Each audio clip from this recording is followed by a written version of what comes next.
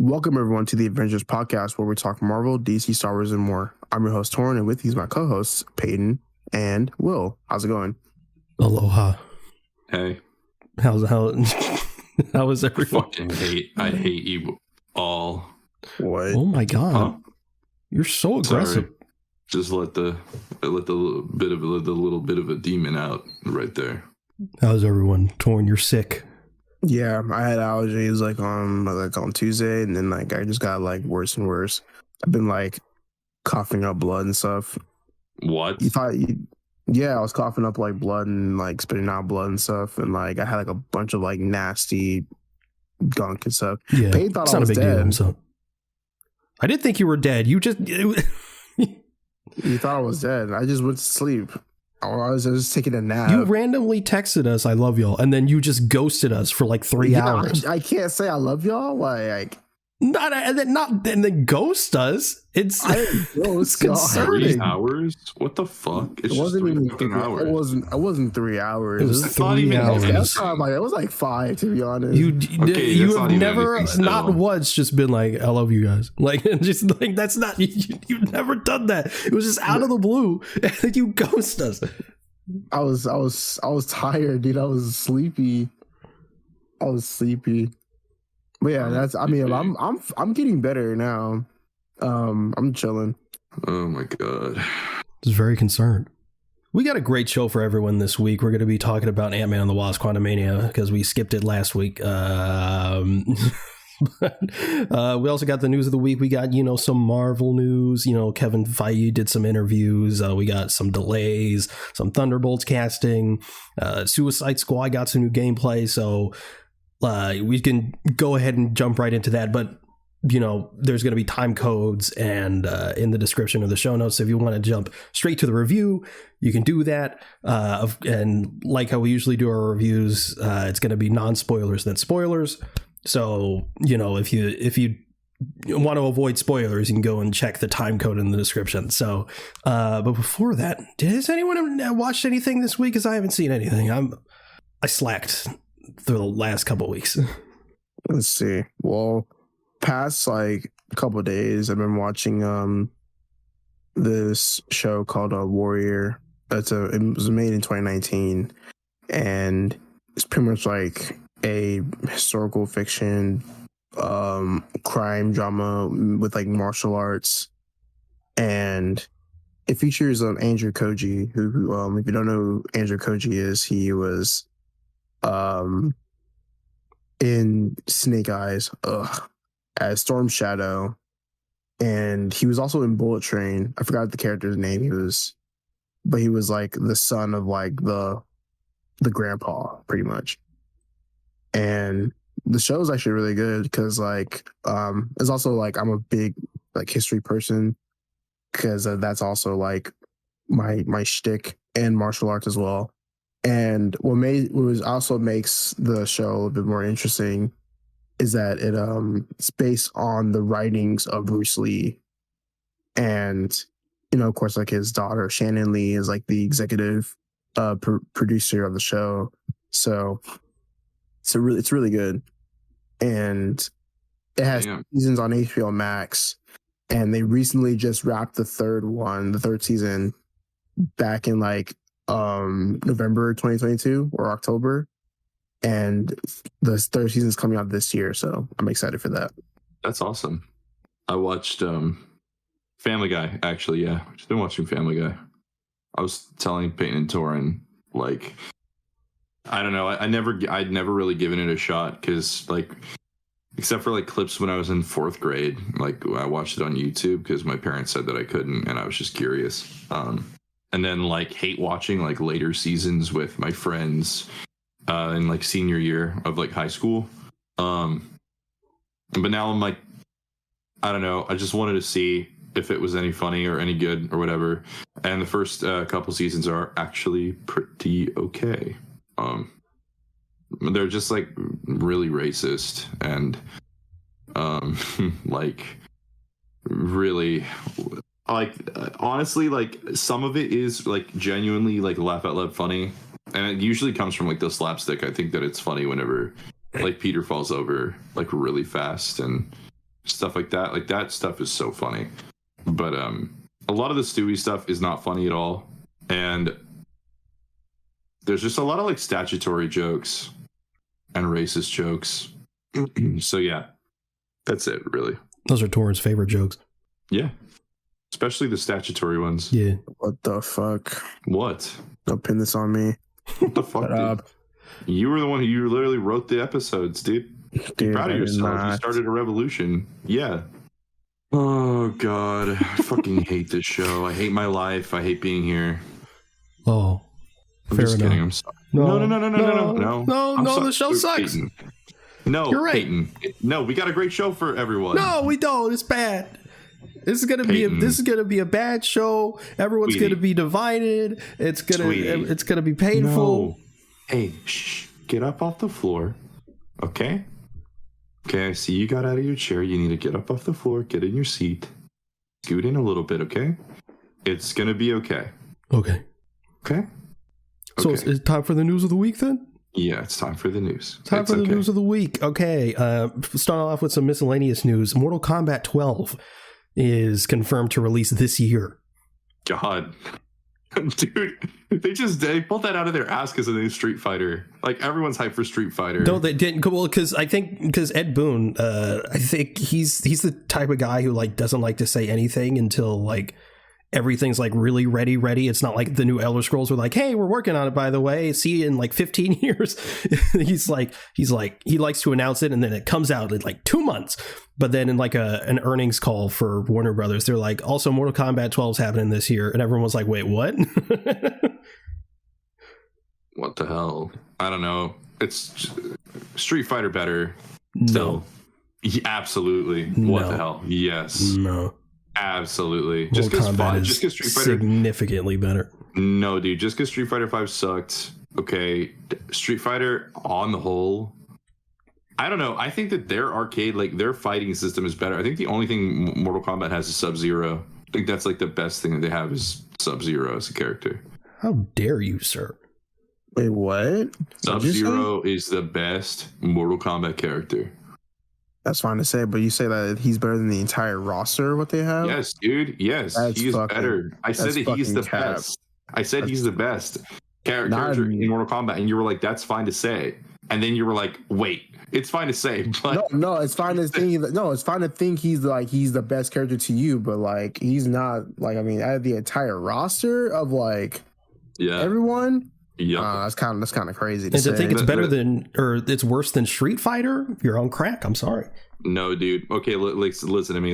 Capcom made the best fighting game of all time. The two best fighting games of all time. Marvel vs. Capcom. Hell no. 2 and 3. Yes, Marvel vs. Capcom is so boring. That is a hot take.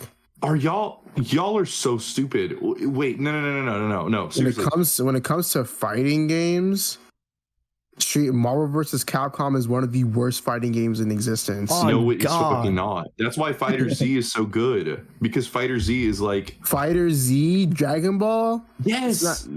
Are you okay? Okay, y'all just like slow, realistic fighting games. Fuck you. Mortal Kombat's realistic. Mortal Kombat is. I think the movement is just too weighty. Like it's too slow. Versus like maybe 11, but like. Fighter Z is like so kinetic and fun. What the hell? I didn't know. Fighter Z is pretty fun though. There was a Naruto fighting game that I really liked. It's terrible. Ultimate Storm 4. Ultimate Storm 4 is one of the best anime fighting games ever. Oh my god, no. Okay, look. Was it Ultimate Storm? What was it called? Ultimate Ninja Storm 4. Ultimate Ninja Storm 4 is considered one of the greatest anime like fighting games, even one of the best anime games, because people know the anime games are really hit or miss. They're usually shit. Yeah, because I don't think One Piece Odyssey shit too. What? See that the new One Piece game is shit. Oh, I did see. I think we can all agree that Jump Force is peak, right? Yo, yeah. No, dude. No, I'm just saying it's terrible. Bro, any anime game, any anime fighting game that follows like that 3D approach is an immediate flop. Okay, the Naruto game I was talking about was Naruto Clash of Ninja. What?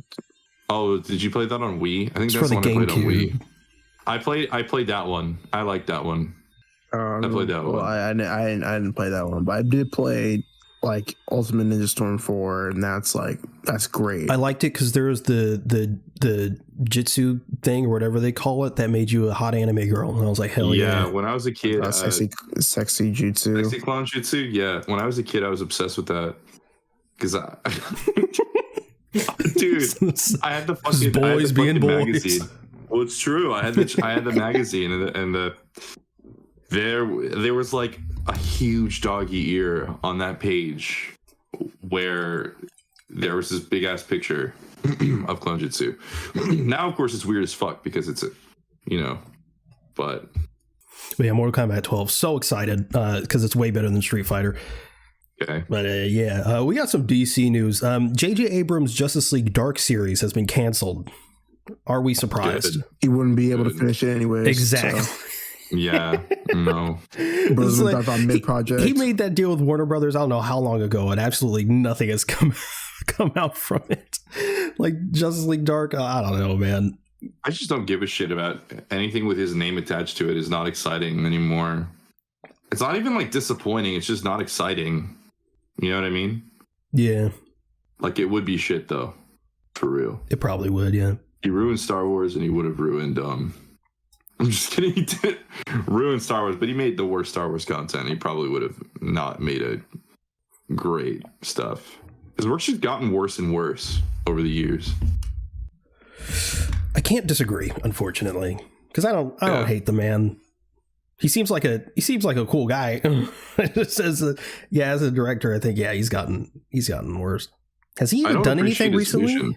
No, besides Rise of Skywalker, no. That man's been exiled. I think creatively, it's just he's just bland, like in his head.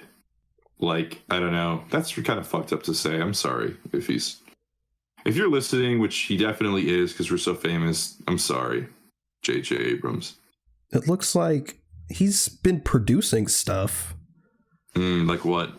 Stuff. Like shows? Yeah. Like shows and shit? Yeah. But yeah, he hasn't directed anything since Rise of Skywalker. Y'all see Ant-Man and the Wasp is expected to drop 72% in the second weekend? Yeah. Is what it is. All right, this is according to Jeff Snyder. Robert Pattinson is set to appear in the Penguin series. Nice. I mean, I knew he was going to probably cameo, but yeah, nice. Is he going to be Batmaning or Bruce Wayne-ing? Yeah, hopefully Bruce Wayne-ing. Hopefully Bruce Wayne. At the end of his character arc, you know what I mean? It makes sense. Like, what I took away from his arc at the end of the Batman is he understands the power he has as Bruce Wayne as well. So, yeah, hopefully we get to see that. And we know the Penguin series is set directly after the Batman. So yeah. So it would have to. I think it's smart to include him. Like even if it's not like a huge role, even if it's a minimal role, it's smart to include him because that way, like we get to the Batman Part 2, right? And there's kind of we have the Penguin who has all this development up to this point. Yeah, like and also it makes it feel legitimate since you have the Batman, the big movie character in your HBO Max series. That's good. Yeah, I'm excited that is a really exciting universe there. Indeed. Next piece of DC news. Technically two things. There was some gameplay of Suicide Squad Kill the Justice League, and also it was confirmed that the game is set 5 years after Batman Arkham Knight. So Nightwing is Batman. How are we feeling about that gameplay? I like it. Suicide Squad? Yeah. Yeah, I mean, I think it's fine. Like, it reminds me heavily of Sunset Overdrive. Yes. So, I mean, I did like Sunset Overdrive, so I'm sure that I would like this gameplay, but it makes it better that it's co-op. So, you know, I'm not, like, too excited about the game as I was before, but, like, I'm still willing to try it and, like, you know, play the game, of course. I wasn't really ever super excited. I think I'm intrigued now.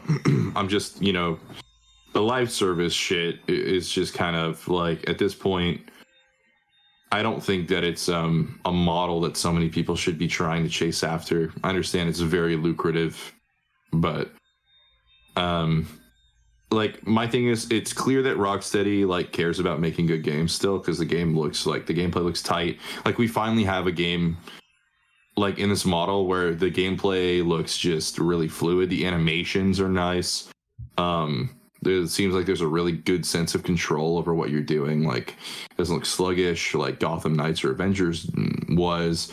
And it sucks to have to compare it to that, but you know, like, the nature of things, they're going to get compared to those games. But I don't know. Yeah, like, I just hope that because it already looks like because they're avoiding calling it a live service, because it is a live service, because, you know, and they know it's a bad word. Yeah, and they know it's a bad word. It makes me think it's like, okay, there's clearly executive decisions that are kind of fucking up, even from just a bare bones surface level marketing standpoint, fucking things up. So it's going to be interesting to see maybe how deep the consequences of certain decisions are going to affect the game, like, once it's in our hands. Yeah, I think I wish the gameplay just excited me a bit more. Like, it looks fluid, it looks smooth, it looks like it fucking works. I do think it's hilarious that Harley Quinn looks like she has better Spider-Man swinging than Spider-Man in the Avengers game. But the majority of it just looked like shooting guns at faceless enemies, and it's like, that might be fun for a couple hours, but after that, I mean, what else is there? Like, the main objective that they showed during the gameplay is like, okay, you gotta kill a bunch of guys, but you also have to shoot these 3 balls. Okay. I mean, like, you have characters like Captain Boomerang, whose main gun is a shotgun, I guess. And instead of like mainly using his boomerangs, Captain Boomerang.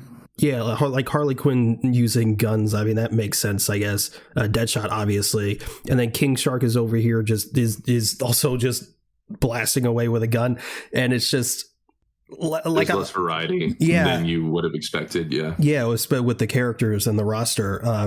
But what I'm mainly excited for, similar, like you said, it's unfortunate to make the comparison, but similar to Avengers, I'm more intrigued by the story than anything else, and I'm definitely gonna get it. I'm definitely gonna play it, but I'm not as excited as I would like to be. I was already worried because they waited so long to actually release gameplay. But yeah, for me, you're right. Like, a lot of the gameplay, I kind of skimmed through it.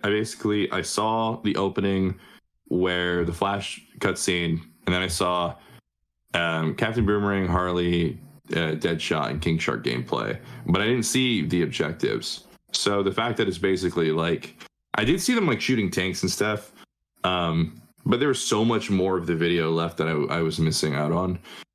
Like, it is unfortunate that we're in 2023 and we have AAA games using such outdated game design elements like Rule of 3 for like, Rule of 3 is something that like should kind of be masked now, or at the very least, it's like, okay, there should be a pretty damn good excuse as to why you're putting this in your game. I don't think that it's something great to show in your sizzle reel for your game to sell to all of your players. You know what I mean? Where you're right, it is unfortunate that King Shark isn't like using his hands. It's unfortunate that Captain Boomerang isn't using creative, cute little boomerang moves.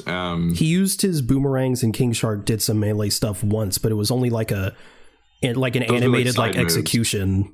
Yeah, like those are like those didn't seem to be like the main modes of combat, or like the I don't know. I just think though, yeah, like the animation looks great. I think that the movement looks great and interesting and a lot of fun. I think that it does look really kinetic and cool. But yeah, you're right. Like the gameplay loop, outside of just team objective. Yeah, it doesn't look bad. Again. It just looks like it's going to get repetitive really quickly. Yeah. And of course, then on top of that, you got the live service stuff, and there's a battle pass, and I don't know. I'm gonna play it. Yeah, I'm gonna play too. I played Gotham Knights. It's so fun. I was actually more excited for that in the beginning, even though I knew it was probably gonna be worse. And here we are, and that game sucks. Yeah. Well, let's move on to some Marvel news. This is according to okay. I'm just kidding. This is according to Entertainment Weekly. Kevin Feige says they are working on the next Spider-Man film now, and he said, quote, "All I will say is that we have the story, we have big ideas for that, and our writers are just putting pen to paper now." Cool. What writers? Who are these writers? It should be me. No. I should be in that writer's room. No. Yes. Actually, yeah. Put the three of us in there. We make the best Spider-Man story of all time. We would. We actually probably would. Like, put to screen, we probably would. Yeah. We start with Spider-Man swinging through the city, and then he's like, "Ooh, I'm hungry for some of that meatball." So he goes to a meatball stand. My turn. He opens the door and he sees his aunt.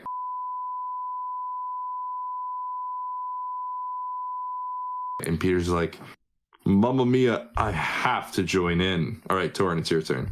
I'm bleeping that. I googled the pizza. Dude, what is this? Can I just say Peter? How about that? A pasta linguine. I googled the meatballs. What did the censor what Torrin's saying. Censor what Torrin's saying. Why would I censor what Torrin's saying? Because that shit's profane. What? It's profane. How? It's black. It's fucking. You about to say it's black? I was gonna say blasphemous, but that was too Redditor of me. I googled the pizza. I googled the meatball. Mamma mia. Shut the fuck up. Peter pulls out. There's gonna be so many bleeps. Shut the fuck up. Some of this is dude, there's just gonna be like weird fucking cuts. Jesus. Come on. That's good. Come on, that's gold. No. If you cut that, dude, please don't cut that. Please. I'm cutting it. No, please. It's already been cut. God. Why are you like this? That's a good question. I don't know. I should get that checked. I love you. Oh, you're okay. No, tell me you love me too. You're all right. Oh my God. I don't hate you. I'm gonna. We cut to Peter on the floor. Oh no. They call him Peter Parker. There's so many bleeps. Why does have to be bleeps? Dude. Why? Oh fuck. What? Who are we showing this to? Investors? Yes. Dude, your mom does not count as a fucking investor. I'm sorry. I'm sorry, Mrs. Payton's mom, that you have to hear me say these words, but she ain't hearing those words because they're bleeped. Fuck. No, they're getting cut. Dude, just cut them. No. It'd be funny. No, because it'd be funny if he's like then beep, and it's just like beep for like 15 seconds. Like the fuck did he just say? It'll be funny. It'll be good. Yeah. All right. Let's. Fuck this. Anyway, this is according to Entertainment Weekly. Kevin Feige, this is good news for probably most people. Kevin Feige says Marvel Studios will slow down its production on Disney Plus series. This comes after Bob Iger reportedly wants every branch of Disney to focus on the quality they put out on Disney Plus. As a result, Echo and Ironheart will likely be delayed, and the Nova project has been put on the back burner. Good. Fucking finally good. Well, that's what you're saying for the movies. What? Yeah, the same needs to be said for the movies. They probably are doing that. I mean, the Marvels just got delayed to November 10th. That's also like kind of the next piece of news. But yeah, this, as much as I've enjoyed Phase 4 thoroughly, more than most, I think. Yeah, they probably should pull back. Yeah, they should definitely pull back. Like, this is honestly the perfect time to do that right now before Phase 6. Even though like, yeah, there's not. Oh yeah, there's a pretty good amount of movies and pretty good amount of shows, but like, still, if they give the VFX artists a break and they pull back a little bit, like focus on a project like little by little, I think they could improve a lot. Yeah, and I think with Echo's delay and Ironheart's delay, Agatha's probably it's going to be a domino effect with everything. Yeah, which is good because, like, you know, like I want Phase 6 to be at its best, like for sure. Yeah. So if all that happens in Phase 5, I think that could, like, you know, bring some good stuff to Marvel. Torrin, you were saying like now's the best time to do that and scale back or whatever, but like I just remember thinking heading into Phase 4, like that's what we were going to be doing, like at the beginning. Yeah, I definitely understand that. I'm personally, like, obviously, you know, hindsight's 2020. Woulda, shoulda, coulda, and I'm obviously not fucking making those decisions. And I can't, you know what I mean? I don't know, but my point is, Phase 4, in my opinion, could have been the slowdown. I feel like, yeah.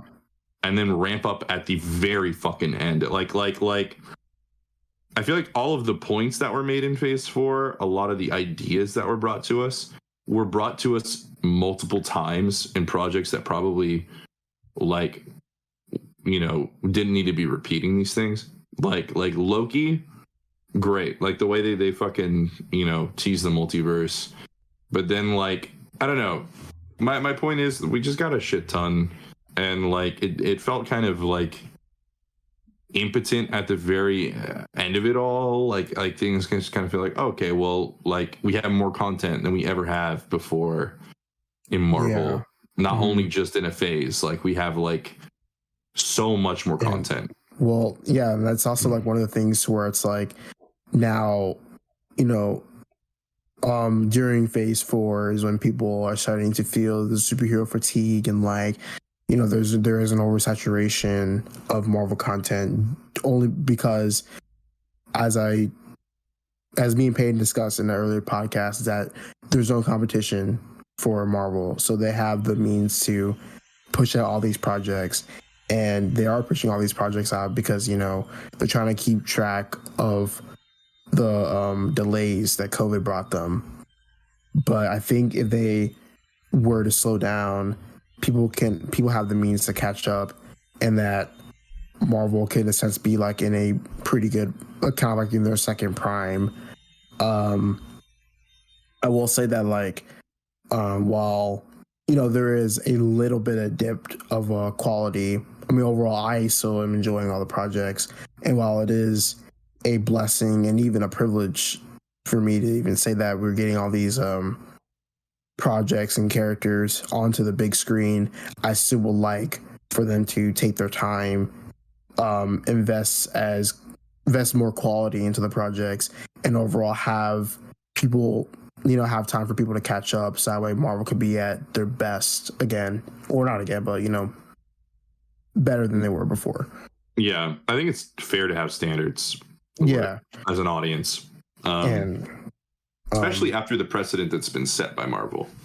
Yeah, because, you know, like, you know, the people who are, you know, they swear on their mom's grave that, you know, Marvel ended after Endgame, blah blah blah, and they want to defend like all these projects, even though they say that like Disney ruined everything. Yeah, they love everything that Disney love. Yeah, they love all the stuff Disney puts out.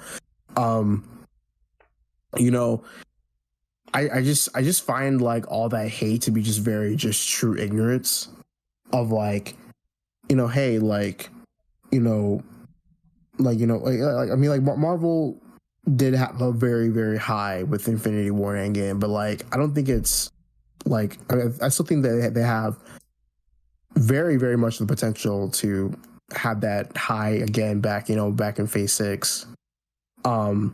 But even in hindsight right now, people are going back, and or at least I'm saying, being like, hey, like, you know, Multiverse of Madness was actually really good. Like, I love this project so much. And I'm seeing people being like, hey, like, you know, I really liked Eternals. Eternals was like really good. You know, like just these like little like pockets and like little niches of people who love the Phase 4 projects. But, you know, I still think that Phase 4, while it was a pretty good phase. Definitely could have been a lot better, but personally for me, I don't like to really be negative about that type of stuff. I still think that, yeah, like Phase 5 is definitely this phase where they should start pushing a lot of stuff back, and hopefully things will be a lot better paced around Phase 6. You know, we said, you know, that Marvel doesn't have any competition, but ironically they're their own competition, because since everyone's they'll never be what they were at Infinity War and Endgame. So it's like, yeah, they do have their own precedent, to their own bar that they set for themselves, and I don't think it's unfair to hold them to a certain standard. I honestly don't.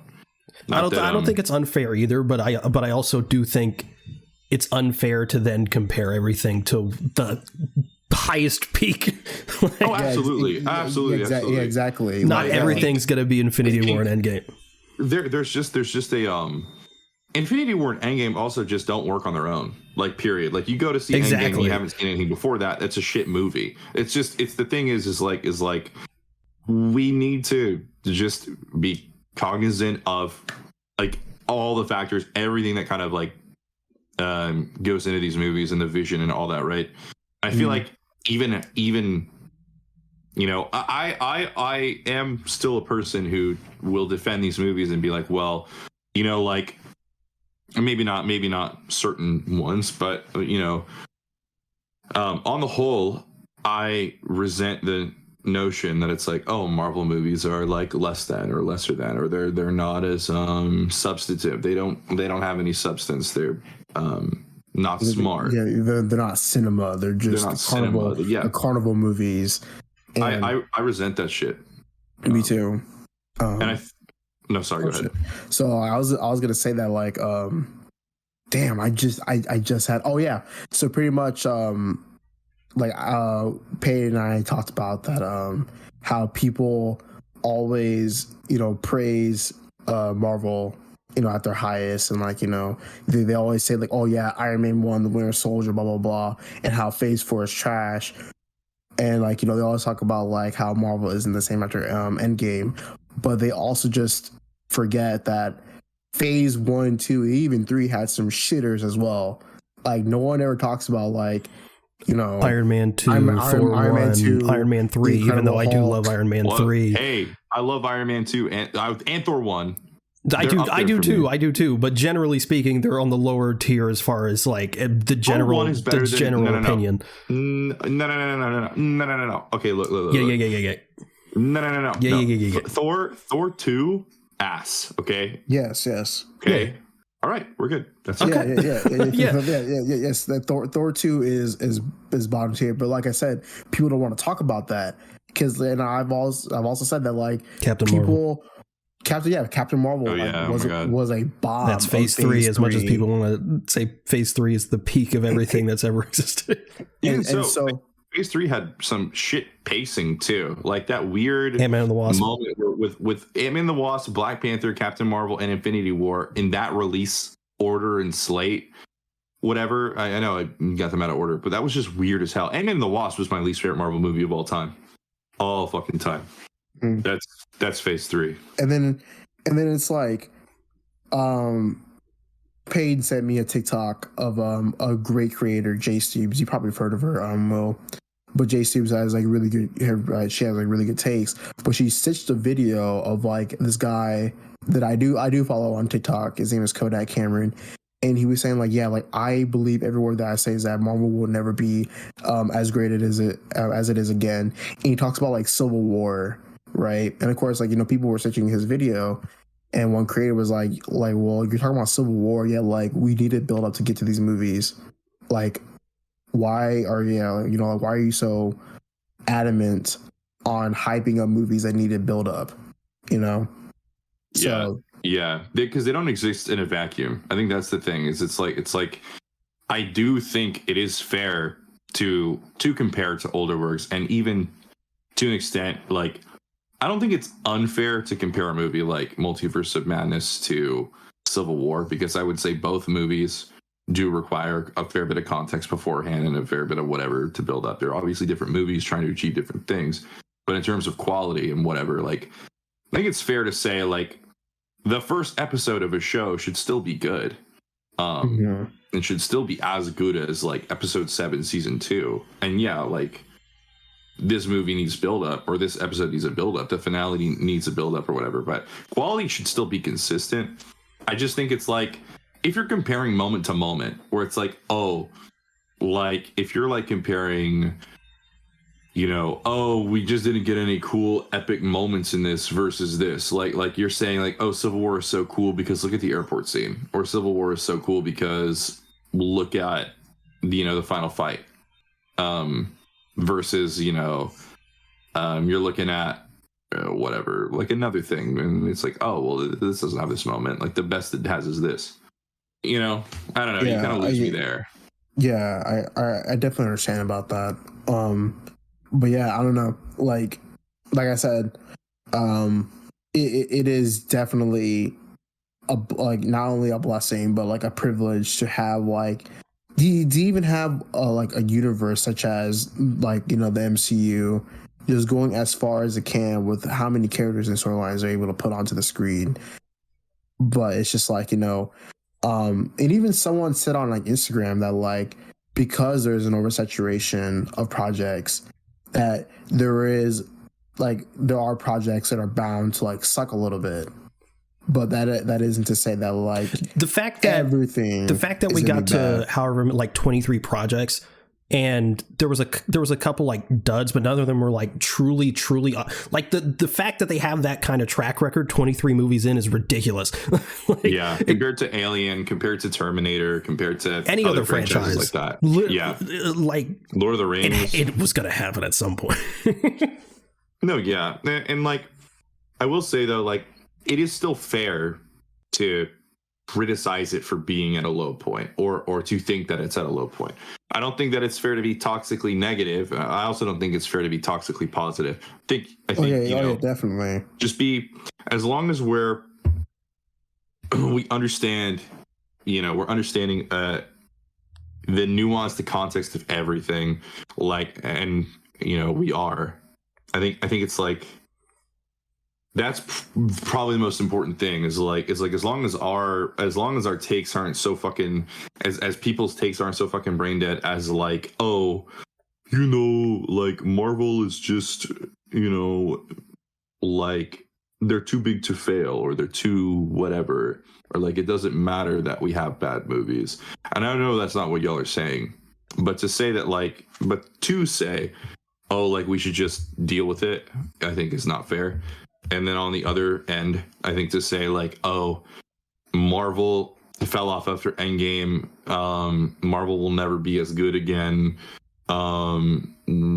Everything's too woke, everything, whatever. Like, you know what I mean? I think that there are so many unfair criticisms as well. Yeah, those same people go on to praise Shang-Chi or No Way Home, like as if like those projects in Phase 4 didn't exist. It's just exactly. Yeah, they always think about the bad, and they always they want to praise the positive when it benefits them. They always say that, you know, Phase 4 is trash, and then like you said, Payne, like no one ever talks about like Shang-Chi or like Werewolf by Night or like, you know, No Way Home. It's like, not everything, not all Phase 4 is bad. You know, there are some like, you know, there's some shitters, and even then, it's like Phase 2. It's a mixed bag. Like Guardians of the Galaxy 1 came out in Phase 2. Like Winter Soldier came out in Phase 2. So it's like it's just a mixed bag. That's it. Phase 2 is a mixed bag. Phase 4 is a mixed bag. Yeah, and it's also like Phase 4. There's not even a definitive bad movie or show. Every single one of them that isn't universally praised, like No Way Home or Shang-Chi, is divisive. Like Thor: The Dark World, it has its audience, but the majority of people are like, Thor: The Dark World. But in Phase 4, go to like something like She-Hulk, you obviously have your like people are like, She-Hulk, but there's also people that fucking adored She-Hulk, and same thing with Black Widow and Eternals. There's I think Love and Thunder is like Love and Thunder and Eternals are the ones to me that I think are the most widely criticized. I loved Love and Thunder still, but oh yeah, have we talked about Love and Thunder?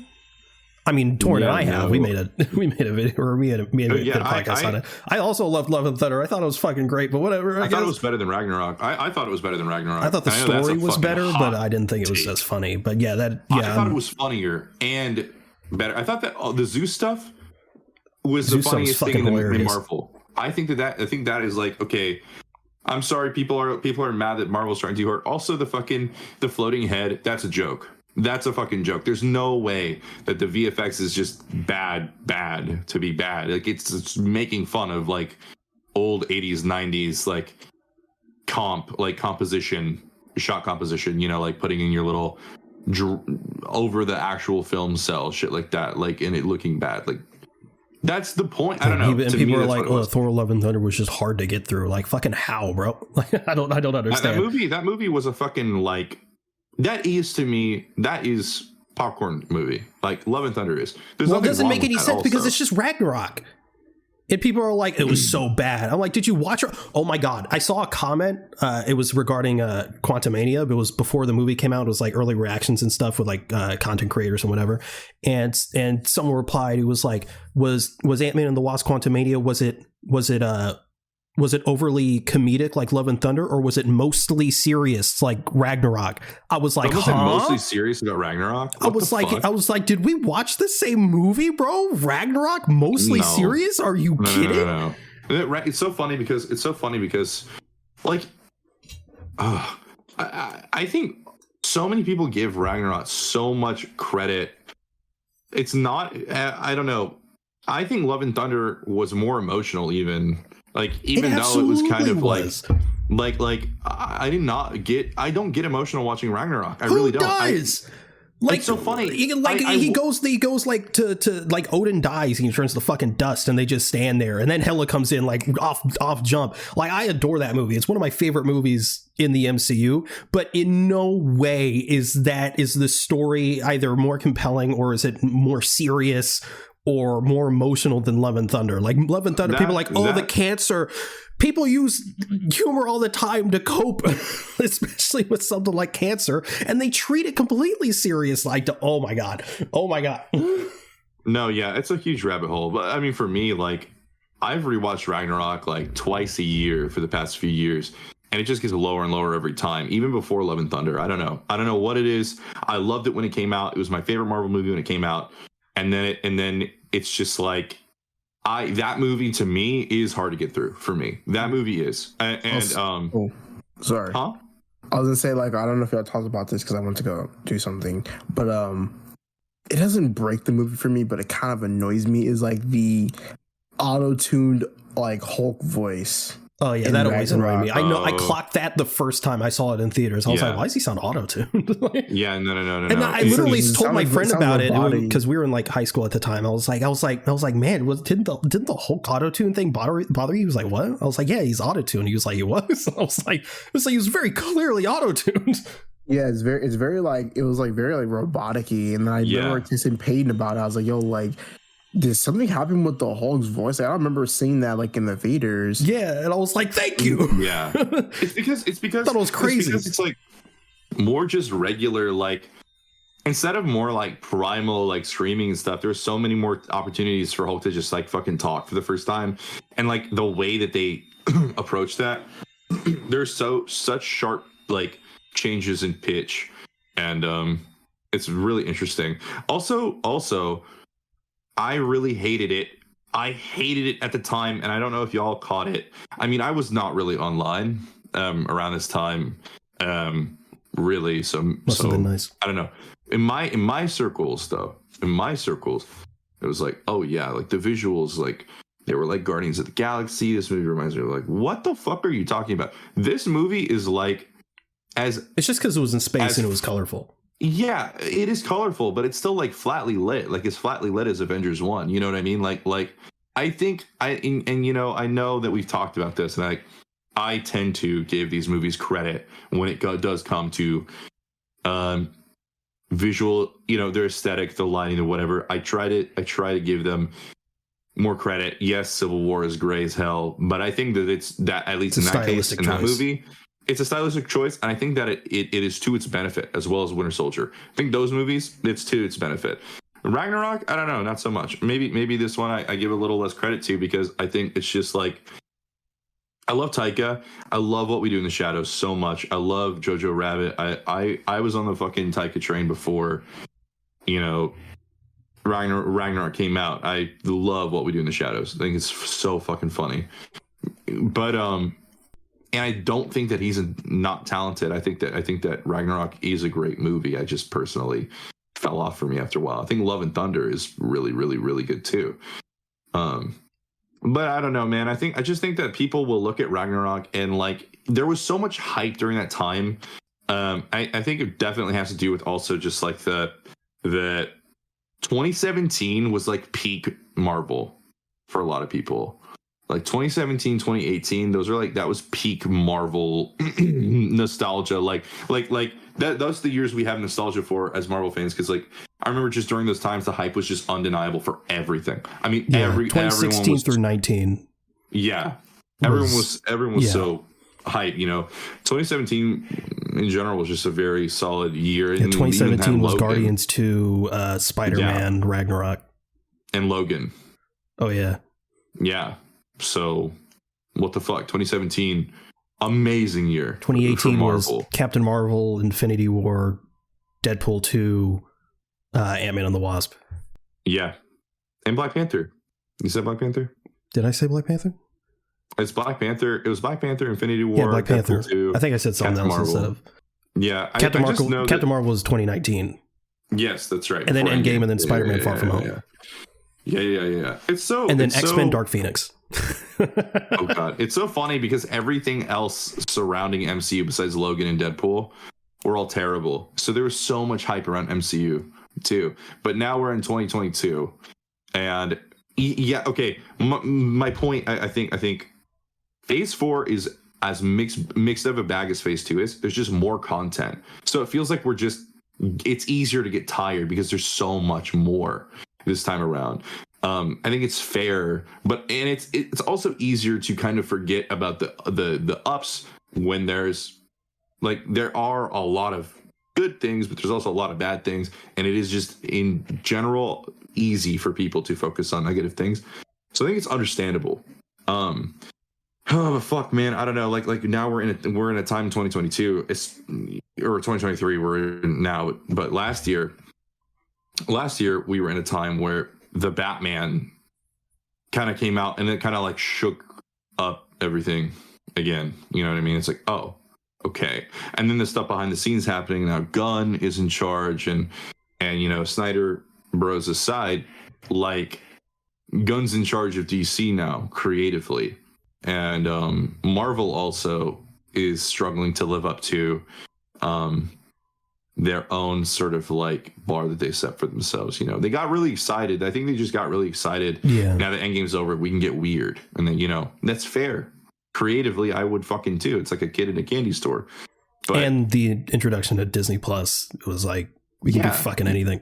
Yeah, exactly. It's like, okay, here's Disney Plus. It's like, oh shit, now we can do characters like Moon Knight and shit like that.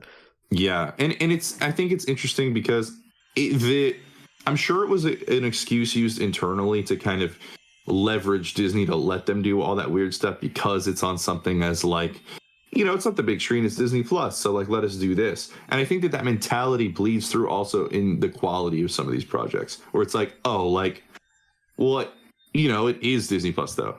Like, it isn't a movie. And I think, yes, there are shows that are amazing. I think overall the shows are actually really great. It's just like, there's still there's a certain quality to all of them.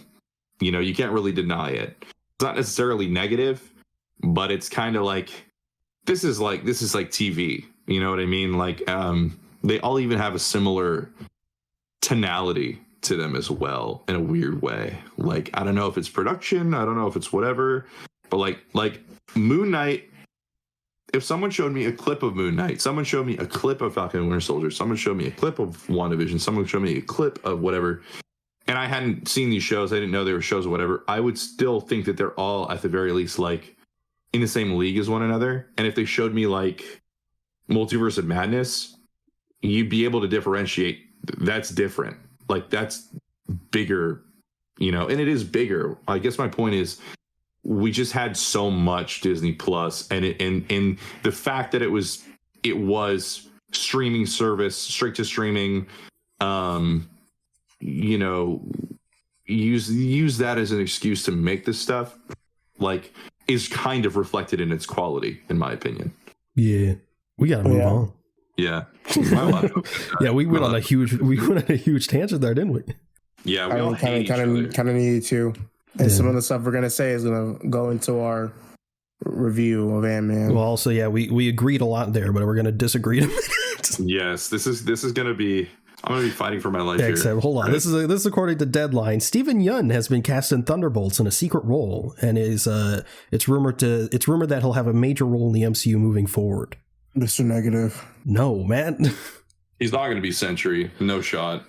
Imagine no shot. It'll be Amadeus Cho. Oh, Amadeus Cho would be good too. He's just old. That's the only thing. He's just a little old for Amadeus Cho, but he's not Sentry. And unless he's playing like a villain. Imagine he's Null. I'm kidding. Null?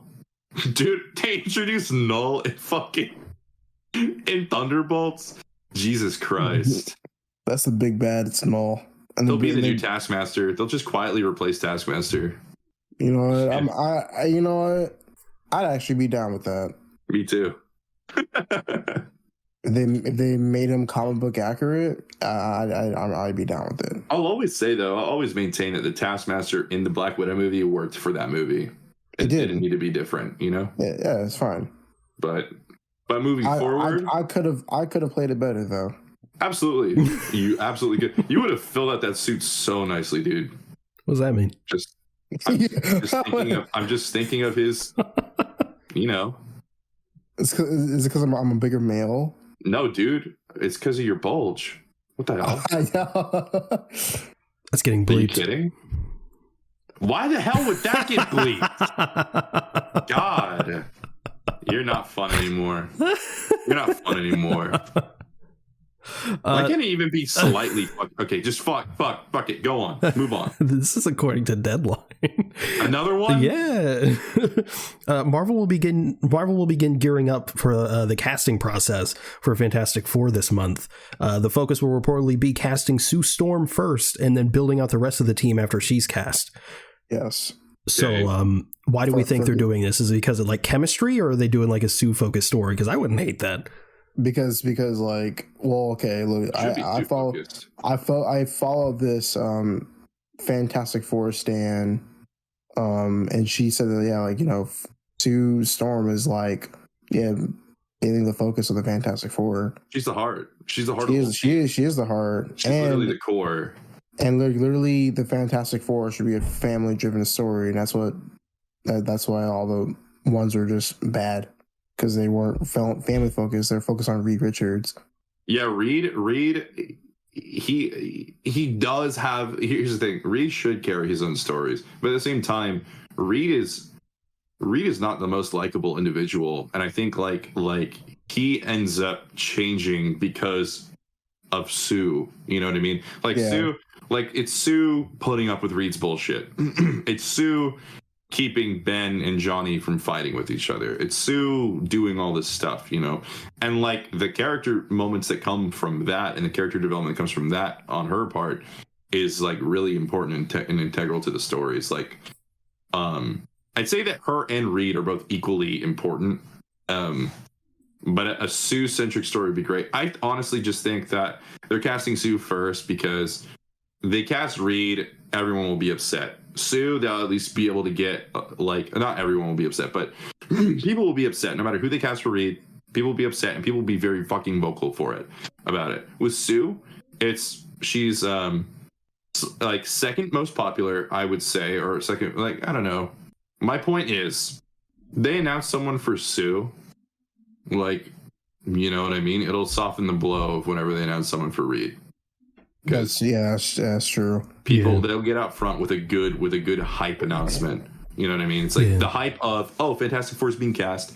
It's Sue. No one's gonna get pissed at it unless they cast fucking like oh my god, what's her name? Melissa McCarthy. Like no one's gonna care unless they like, cast someone like that. Yeah, I mean we've talked about this before, but like it'd be better if they just cast nobodies. Yeah, absolutely. I hope they do. I really hope they do. Penn Badgley is the known that I would pick for Reed personally. People are saying him, Glenn Howerton, and even I've been seeing more of Dev Patel. Dev Patel. But that's very interesting. Honestly, I would not fucking choose Glenn Howerton. What Glenn Howerton do to you? He's gay. I don't think that's true. Imagine David Tennant as Reed Richards. No. Shut up. I like British men. No, Reed is not fucking dude. British people are not real. They're evil. Fuck them. British people and French people. Seriously, if you're listening to this and you're British or French, I actually hate you. Oh my god, that's not. No, I hate you. That's not true. No, fuck that. No, fuck that. No, fuck that. I don't represent the opinion of everyone here. I represent myself, and I fucking hate you. Oh, no. Absolutely. Oh, no. You better not fucking catch me on the street in my car. You know what I mean? You're going to be Flat Stanley. Just say that. At least we don't get shot up in maths class, yeah? Yeah. At least our schools on shooting ranges. Yeah, at least we have teeth that are normal. Shot up in mathematics. At least we don't eat fucking clear Jello with like Spam in it and call that a meal. I hate them. What are they doing? God. What are they doing? The only good things they have is because they literally colonized and took and stole. That's why all the Indian food in London is so good. Because they stole it. Anyways. Oh no. Anyway, Will's Twitter is no. Hey, shut the fuck up. Hey, look, that's not a cancelable thing. British people, me hating British people is me hating white people. That's fine. Yep, go ahead. Anyway, this is according to Jeff Snyder. Franklin and Valeria Richards are set to make their debut in the MCU's Fantastic Four. Great. Awesome. Love it. Okay. Good. I would love that. I can't wait for all the edits to be made of Franklin as like a badass because he's literally the most powerful character. I can't wait for them to nerf him and people to cry about it. No, I'm gonna be so upset. I mean, obviously, you have the power skill. I just want Franklin to make a universe where, like, I just want the thing where he creates the universe or like he does some crazy shit. I'm just kidding. Actually, no, that would be a terrible cop out. That he's usually used for just shit cop outs in the comics, anyways. They'll be like, they'll use something like, I wish that people were mutants more. I wish that there were more mutants. And I wish that Inhumans were real. And then they're gonna fucking make Krakoa and they're gonna do all that shit. Just because Franklin Richards is like, I wish Wolverine was in the story now. Sure. Yep. In the comics, there's the reason that no one's aged. Oh. Yeah, there's it's literally canon. There's also a moment where I think this one's pretty popular, where Norman Osborn is like in the Baxter Building and he's talking to Franklin and he's asking about where his parents are, and Franklin's playing with a cap gun and he shoots at Norman, but it's a real, like, he really gets shot even though it's just a little cap gun. Like, it turns into a real bullet and he really does shoot Norman Osborn. It's a pretty good moment. It's pretty funny. Oh yeah, he made a universe under his blanket because he was bored in his hand. He's very powerful. He's literally so fucking powerful. Good. Well, they're going to be in the MCU. So, hip, hip, hooray. And Valeria is Doom's daughter. Indeed. So, Doom and Reed's daughter. I hope that there's gay tension between them. I really do. Between Reed and Doom? Yes. Agreed. It's got to be like a Batman and Joker thing. There's definitely tension there. Like, unironically, honestly, yeah. I really don't think it would be bad. I know that Doom loves Sue, and that's why he hates Reed, but like, come on, man. You know, you're so mad at another man for so long, that has to turn into like sexual frustration somehow. Like your brain will like miss an input, and then it turns into sexual frustration. You know? Yeah. But that's the news of the week, which means it's time to move on to our topic, which is our Ant-Man and the Wasp Quantumania review. We're going to start off with no spoilers, and then we're going to spoilers. So I have to say that this is the best movie I've ever seen in my life. I'm not going to lie. Shut the fuck up. It was incredible. Oh God! Stop fucking lying. Stop. It's one of the few MCU movies that's a 10 out of 10. I hate you so much. Okay. Torn. Okay, who for real is going to start with their opinion? You start, Torn. Me? Yeah. I think this movie is okay. It ain't like the best. It ain't like the absolute worst. But I mean, yeah, it was just fine. Like the pacing was a little off. Some of the VFX were kind of off too, but like it wasn't like Kang was incredible. I wish we saw a little bit more of him. It's a good problem to have. Yeah. It's just like also like the MCU is like, oh my God, dude. Oh man, that's crazy. But Hey, I thought this was the spoiler-free section. nah, fuck that, dude. Oh, who fucking cares? I Honestly, do. I'm Bleep it out. this Bleep shit. it out. Bleep it out. No, fuck that. We're Leave just, that part out. No, We'll talk about this part later. we'll just keep the non-spoiler section brief. No, just we're spoiling this shit. If you haven't seen the movie, you're broke. Go watch it. Oh no. If you haven't seen this movie, don't waste your time. Oh no. Just look up the Kang. Honestly, look up the if clips you- of Kang. That's it. Honestly, if you Online. haven't watched the movie, just wait till it's on Disney Plus.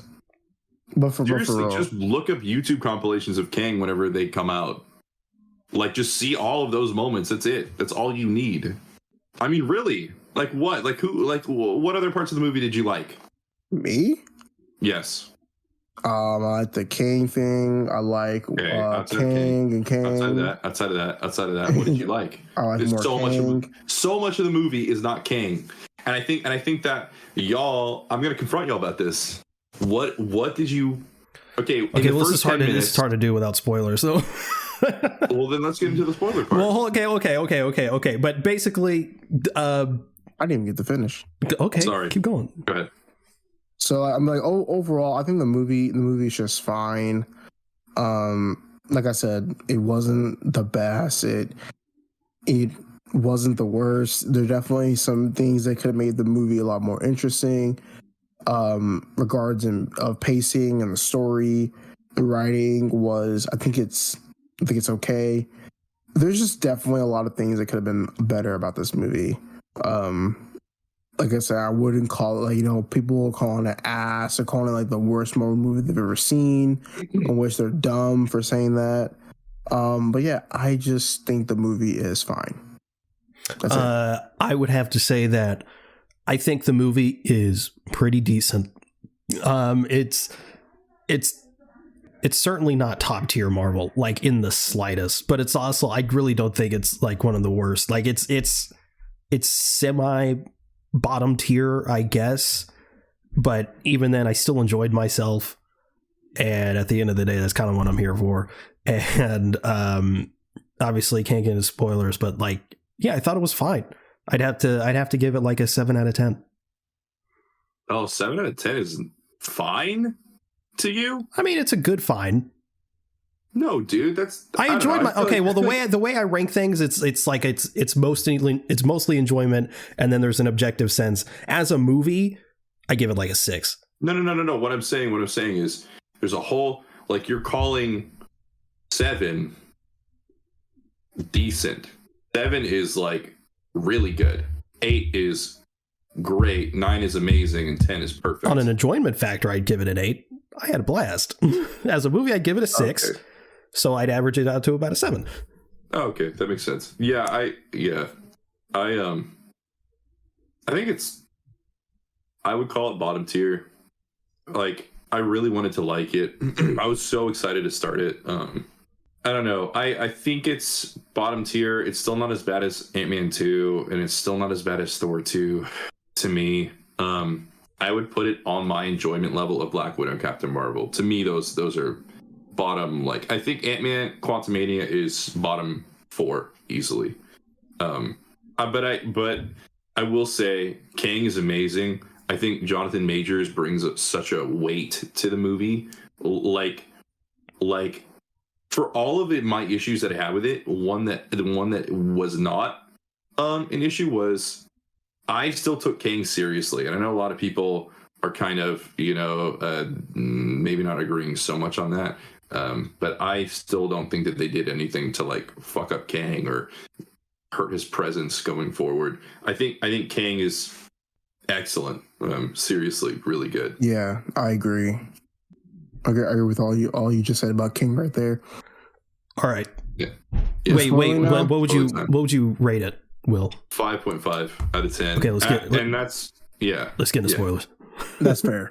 All right, let's spoil this shit. So, I wasn't in the movie. I'm kidding. It does suck that King died. Actually, I mean, like, honestly, I'm not even tripping about that because, like, he's gonna come. I want that to be the main one. Like, I want that one to be the one that we go forward with. People are saying that, like, yeah, he's gonna become the MCU's Beyonder and blah blah blah blah. I don't really care for that theory at that moment. But yeah, I do hope we do see, like, at least, like, if not that Kang, a variation of that Kang in some way. But like I said, I'm not really tripping about, Kang, like, losing because we're going to see him throughout the phase 5 and phase 6. So I'm not worried about that at all. It's just all different. I don't know. I am excited for, obviously, the post-credit scenes were cool. I'm especially excited for Loki in that iteration. But like Immortus and all this stuff, like, I appreciate those. Like, the way that I view this right now, and obviously it's just my notion, my conception or whatever, and that's not meant to be something that is... It's not fair of me to basically judge the rest of the MCU going forward for not fitting this conception or whatever. So just please, like, hear me out. Personally, I would think it's a good idea to keep the Kang that we introduced in Ant-Man and keep building him up, and then have the other council of people that are supposedly stronger than him enough to banish him or whatever, actively be trying to work against him. But he wins, and, like, it's our journey with him. It's kind of like, how, like, Kylo Ren, in my opinion, is interesting because, or at least until Rise of Skywalker, was interesting because he was under Snoke, but then in Last Jedi, it's like, nah, actually, I'm the big bad. We don't need another Palpatine. It's me. I'm not a pussy. I'm not this, and that. I'm literally him. It's me. I'm that guy. Literally denying all of his good nature, like forcing it down, forcing himself to be bad. That was awesome. I think that's great. And I'm not saying obviously the arc is different, right? But I think that his position as someone who is, exiled and then actually, like, proves himself, like, actually, it was smart of you to exile me, but at the same time, like, it's over. You know what I mean?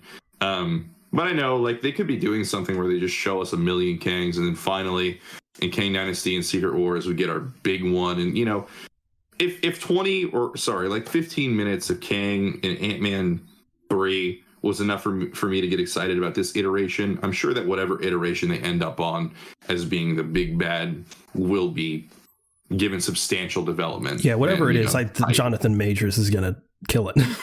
Yeah, absolutely. Let's tell you what. Here's something I didn't like. Cassie. Yeah, like, I was just going to say that. Like, I feel like she was very, very bland. Yeah, which was weird because all the reviews I saw were like, even if it was a negative review, it was like, well, at least Cassie and Scott's dynamic was good. I was like, was it? It was terrible. I didn't get that at all. It was very like I was with a friend and they were saying, like, yeah, like, like, there's like a bunch of, like, cliches with their relationship. Like, I think that was, like, very bottom of it being cliche. That was just not good to me. Like, especially, like, during the third act, I did not really I don't know, cast just felt very off in this movie. But I mean, hopefully that has to change sooner or later. But yeah, I like. It's so interesting that people say that their chemistry was good. The chemistry between Paul and the older actress was much better. And now we're here with, you know, what's her name? Catherine Newton. Yeah, Catherine Newton. She is phoning it in. And even also, I hate to say it, Paul Rudd's getting old. I kind of think he phoned this one in too. I think that they're like, he's doing the job. You know what I mean? It's not bad. I'm just saying like he does, you know, he actually does have a lot of physicality even and things like that. Like Paul is doing an okay job. But like on the chemistry side of things, in the third act, when Scott's big and he's like, we had a deal, I feel nothing. I feel absolutely nothing. And I'm like, damn, this should be a big moment. Well, I think there was a combination of things. I don't think Paul was necessarily phoning it in, but I thought he just wasn't given much to work with. But in that moment, I think obviously it is supposed to be a big moment. And I don't think, I think because number one, it doesn't feel earned. And number two, the world that they built in the quantum realm, no, like pun intended, everything feels small. And so like he's supposed to be like gigantic, like fucking huge, but I don't feel that scale. I definitely feel like if you like, you know, they made him like a little bigger or anything like that, like him just like maybe big or just even like changing the camera angle to just make him look bigger. And then Cassie gets really big, and then they hug, and they're like, "Oh my god, you're so big!" Like, but they just look normal. but that it's definitely it has to do with shot composition. But I think they still made it clear that that's like relative to everyone else, the biggest Scott's been yet. Like, but even then, I didn't feel. I was like, it just. For me, it just there wasn't weight behind it because maybe it's because it's in this foreign area, and it's like if he was that big in the real world, it would have been like whoa, because there's actually something to compare it to in reality. And this realm also seems slightly inconsequential because I feel like the world building was lacking. First of all, it was lacking, and I do care kind of about like. Not really. I don't really care about the resistance or whatever, honestly. I feel like the battle in the quantum realm, the big scale battle is inconsequential. I feel like what really matters is it's Scott, Kang, keeping Cassie safe, and getting the fuck home without making sure Kang escapes. You know what I mean? Or making sure that Kang doesn't escape. So it's these objectives. So, but then everything else dressing it is so superfluous, and it feels that way. Like the army of ants showing up at the end, which I have a huge issue with. I was fucking venting to Peyton and Torin about this. They're like, it's not that deep, bro. I get it, but when your end goal with these fucking ants is to have them come in this like big way, this army battle that feels weightless and is boring and whatever. And you also feel the need to give me an exposition dump that you're not even playing for laughs or comedic purposes, and say, hey, there's time dilation. They were here for 1,000 years and they built a civilization. And guess what? They remembered and they're here to save us. That's like, a really good voice. I love that. Thank you. But it's like, come on, movie. Like, come on. Like, I know you're dumb. But it would have been, and I gave this example to them, and I know it's like, well, how would this work? But it's just funny and stupid. Like, they could just play it off as a joke. Hank just has a little belt with ants in them, and he made this cute little habitat for them, and they're like thriving, and they're on their own. They're just significantly smaller than they would be. And Hank just brings them with him for emergencies because, as the movie says a million times, I'm obsessed with ants and I'm quirky. Like, Hank is just like that. I feel like Hank could easily just have an army of ants with him that he just shrinks down, maybe throws the belt thing down, and they all size up or disperse in a really unique, cool way. You can animate that and it'd be really interesting. I don't know. It was just, the movie has a lot of weird decisions. That one stuck out to me. I was just like laughing like, and rolling my eyes at the movie, like not with it. Like the movie should have made that a joke, but it didn't. I don't know. Weightless. I see a lot of people talking about that, and like I said, I'm not tripping because it works with the plot of the movie. I wasn't bothered by it. I personally think it's just a little thing, but like I think what's more annoying about the ants is when people say that King got defeated by ants, and I'm like, did you watch the rest of that movie? Like, did you just like be like a little like, you know, you have to go like use the restroom or something? Like, did you like were you about to like get hungry and go get a snack and just miss the rest? Like, obviously King did not get defeated by ants. And the only reason the ants even carried him away is because MODOK came and destroyed the shield. He would have been fine otherwise. Yeah, MODOK was the one who did that to him. Like, that was MODOK's win. Exactly. It did feel, yeah. I can understand, like, if people think, like, oh, it's, like, not emasculating, but it's humiliating for a big villain to be carried away in a cartoonishly big pile of ants. But, like, who cares? He's still able to be taken seriously in the fist fight at the end. Exactly. And it's just like, I don't know. That part from the fandom angered me. Well, this is, I wouldn't say anger, but it just annoys me. It's just like watching movies with your eyes closed. I wouldn't say, like, I guess, yeah, like the thing with Cassie kind of annoyed me. But one thing that did annoy me was Janet and the whole fucking the stupid like delaying like a dialogue to build up the plot or something like that. Like I hate that shit so much. Yeah. The character has something to hide. It's like misunderstanding trope too. Yeah, I hated that. Like, it's like, oh, like, I'll tell you later. We have to do this now. Trust me. Blah blah blah blah. I'm like, shut the fuck up. Shut up. Yeah, I also don't think, and I know this is also kind of a hot take.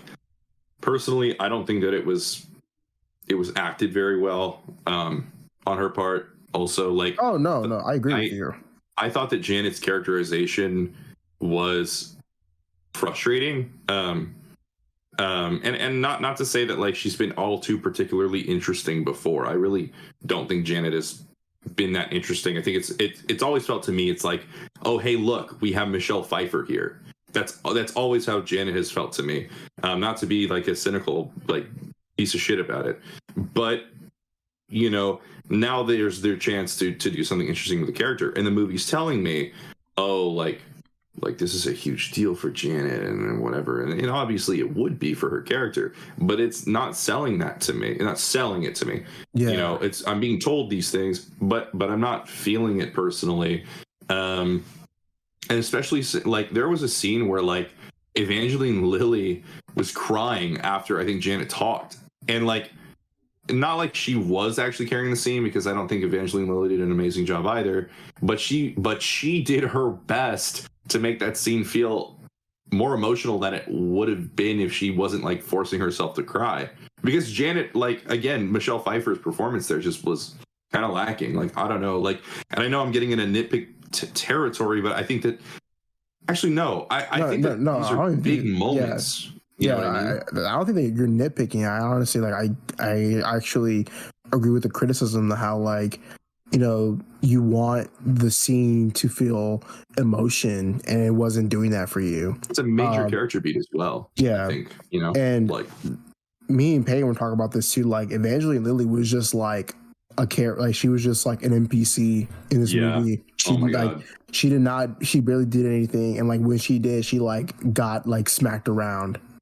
And like, I mean, I guess she did like something at the very end. Yeah, when she pulls Scott out and they like come together in that like the quantum probability storm. Yeah, probability storm, whatever. Yeah, that part, and like, yeah, when she like, that part and the part at the end with Kang, it's like each of those times, it's like, oh shit, we forgot Hope. Throw her in. Yeah. And like Payne and I, we talked about something else, but I will get to that later on. When I want to say, completely disagree with y'all on Janet. I fucking loved her. You love Janet? I love Janet. I love Michelle Pfeiffer. I thought she was great Like, I mean, I think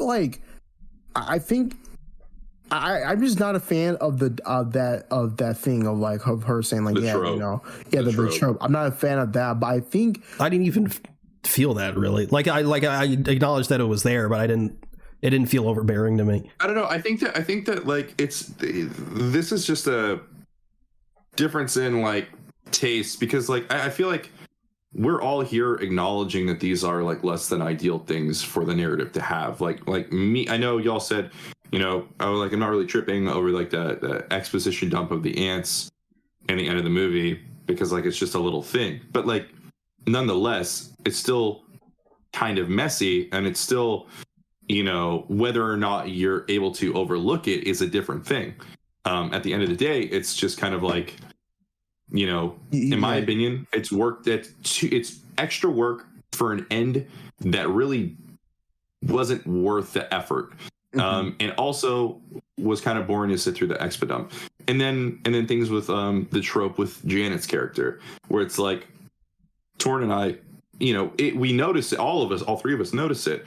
Torn and I just think it's maybe slightly more egregious than you do, Peyton, but at the same time, it's still a problem with the movie. And I think that like I don't know. I mean, I know this whole discussion is just a matter of opinion or whatever. I just think that this movie it's not just one little trope here or there, or one little thing here or there, one little faux pas. It's like a series of tropes that are like, what am I watching? Like tropes where movies like at least Spy Kids has millions of these tropes, but they're so tongue-in-cheek and fun and silly that we're just fucking rolling with them, like, and we're just having a good time. Ant-Man has these tropes because it doesn't know how to write itself as this big fucking serious movie. It just doesn't. And I just think it fails almost every step of the way, besides Kang. I think Janet and Kang together is good, but I think Janet's interaction with everyone else outside of Kang sucks. Mm-hmm. And one thing I was gonna say about Michelle Pfeiffer is that I really enjoyed her flashback scene with Kang, and like her coming to like realization of like, you know, how he is, and like, you know, him like with her looking into his mind and seeing all the people that he's killed. I like that scene with her, and like, you know, their whole like, you know, like a little dynamic. That's one thing I did like about Janet in this movie, but I just didn't like the whole misunderstanding trope and like the whole delaying of dialogue to build suspense. Like, I just didn't. Well, it's okay, Peyton. I know it's okay. I'll rub your back for you. Thank you. All right, let's talk. Oh, you're not done. Okay, go on. No. I was like, I was gonna figure out what you wanted to say. Oh, let's talk about MODOK. Okay. I think he's funny. I fucking loved him. I liked MODOK. However, okay, here y'all go safe first. I liked MODOK. It's so, when he takes off his mask, it's just a relief. It's so funny. It's like every time he shows, like when he saw Hank for the first time, he was like, "Didn't think you'd see your old like protege again." And the mask flicks up, and he goes, "Hey, Hank." I think MODOK's delivery is funny. Actually, the one time the movie is funny to me is when it comes to MODOK's delivery. But I don't think that. I also was really surprised at how awesome the action with MODOK was. The fight scenes, like, yeah, it was they were amazing. Like, oh my gosh, like the way that they had him moving and like, you know, all this stuff. But the Avenger joke did not work for me.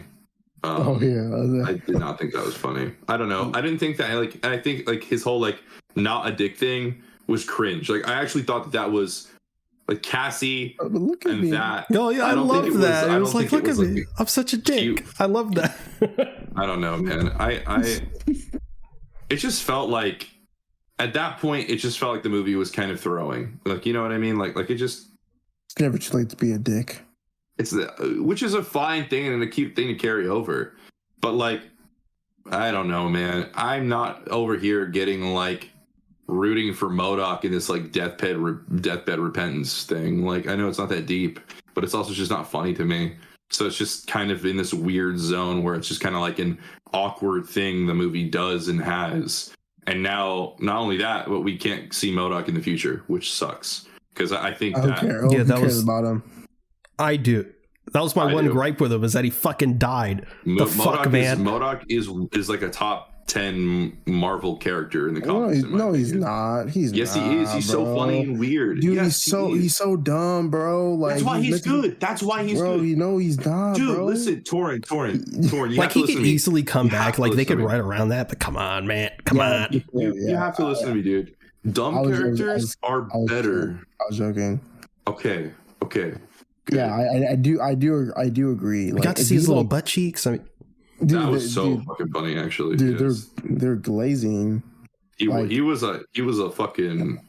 cum glazed. No, but like, pulled him out of the jar. Oh my god, that's getting bleeped. What the fuck is wrong with you? He probably smelled like dirty underwear. But I do agree. It didn't really dawn on me until y'all said it, but yeah, like they could have done like something like with MODOK in the future, like, you know. You see, Corey still wants them to do a prequel series with MODOK. That's what he said. Really? Yeah, he says that he wants them to do a prequel series, so where he's like, where it's actually dark and like, like after he was turned into MODOK, it's like this dark story. That's what Corey still wants. Which, okay, I don't want that, but okay, Corey. I don't want to see him in the quantum realm anymore. Like, I would rather see him like on fucking Earth and Earth fighting like actual big ass, like real Avengers, not like Ant-Man. Oh, that was mean, but I would rather, and I love Ant-Man, but I'd rather see him. I want to see him fight fucking Captain America so bad, you know, just like do something with him. Do something, but Bob, do something. I can understand, or I can understand that. MODOK is mentally sick in the head. He's just like me, for real. Literally, so relatable. I'm okay. Here, let me ask you guys. Okay, go ahead. Oh, I was gonna say like, so like going on about like characters that didn't really do anything for us, besides Veb, voiced by David Dastmalchian, GOAT. Don't really understand the point of, what was his name, Quasi? Just Quaz? Yeah, I didn't really see like. That was a storytelling mechanic. Like, he was just a character for storytelling. Yeah, my issue wasn't with the character itself and like, you know, his place in the story. My issue was wasting that actor. Yeah, because he's a really great actor. Yeah, incredible. And like, I mean, like, I don't know, what was her name? The Joker Queen. Yeah, the Joker Queen. Gentor, something like that. Genitalia. Yeah, she's so hot. I mean, I think she was cool, but like, she just did not bring anything to me. Yeah, like, she did nothing for me. I was like, okay, cool. She's a resistance fighter, I guess. Notice how literally, okay, guys, come on. What? We're literally only saying positive things about maybe 2 or maybe 3 characters. Okay, guys. Do you just want me to hate this movie? No. I just want you guys to understand. I don't want you. Here's the thing. I want you guys to at least, like, obviously you enjoy what you enjoy, and I want you guys to enjoy it. But I'm just saying, like, was there anything you enjoyed from minute 1 to minute, like let's break this down. The first act of the movie, what did you guys enjoy? I liked when the old man in the coffee shop called him Spider-Man. Okay. I like Scott. I like the scene. Well, I liked like half of the scene when they're at the dinner table. I like Hank. I like his fucking weird senile obsession with ants. It's fun. Yeah. I think it's funny. Again, I liked Michelle Pfeiffer throughout. Obviously Kang. I adored Veb. Veb is the GOAT. Veb. I want Veb. That was amazing. MODOK, obviously. I like seeing first act. Like, I seen the Jimmy Woo cameo. Oh yeah, the Jimmy Woo cameo was but I don't know. I can't think of anything that isn't basically like surface level or like a joke that I like. The actual mechanics of the story itself and its characters and how those relationships work from the beginning and how they move forward through the end, up until like basically the fist fight with Kang, I don't really think like the movie just entertained me really. Like, I don't know. I don't know, man. I'm such a downer. I'm sorry. Okay. I don't know. I want to talk about like the ending. On like how like I think it could have been way more interesting. Peyton and I were talking about it, and we're saying how like, you know, when Hank, or not Hank, what the fuck? When Hope and Scott are just like, you know, they're like there in the middle with like no portal. Payne told me that like that was like the original ending of the movie, which I was hoping that was gonna happen. That's clearly what they were going for. Yeah, and like I said, that could have been way more interesting to see. Well, because you add a sacrifice element to it, you know what I mean? Like, I think that's like, yeah, and like even the line, even like the line where he's like, yeah, like, you know, like we just both have to like lose. Yeah, I feel like that just could have been something that was like way more like, it could have been executed a lot better. Yeah, and then the writer Jeff Loveness, he admitted that like that was the ending, or that was the original ending, and then he said that he justified it by basically saying that it was just the ending of Ant-Man and the Wasp and Endgame again, and he didn't want to retrace those steps. I don't care either. That would have been, like I said, it would have been way more interesting. Well, it would have brought up the stakes. Speaking of things being way more interesting, just like on the trailers alone, I thought what was going to happen was, because Kang was like, I can offer you more time. So I thought he was going to be like, I'd like teaming up with Kang temporarily to get back the time he had with Cassie. Yeah. No. See, that's the thing. I thought it was going to be such an emotional, such a substantive story, and I was so excited based on that trailer. I thought it was going to be violent. I thought it was going to be, you know, whatever, and it just seemed like it had its own really interesting and unique identity, and one that like, okay, maybe like these guys know what they're doing. Maybe they're going to back up the fucking, you know, and earn this spectacle that they're promising us. But like on both fronts, on the front of spectacle, I think it failed, in my opinion, except for literally again hand-to-hand fight with Kang and Scott, and then the MODOK scenes and the Kang, basically, you know, Kang's flashback, MODOK's fight scenes, and Scott versus Kang. But then there's so much that they, you know, attempt with spectacle, and it just flops for me. And then on the other hand, the other front, the emotional weight, it's a different story than what the trailers implied or whatever. And obviously everyone interprets things differently. It's not fair to judge a movie for something it's not trying to be. But what we have is just like, there are like glimpses and notions of these interesting ideas, and things that like the writers and the director will like talk about and say, yeah, like we're doing this, or we were going to do this, or this is an idea. And then they just don't.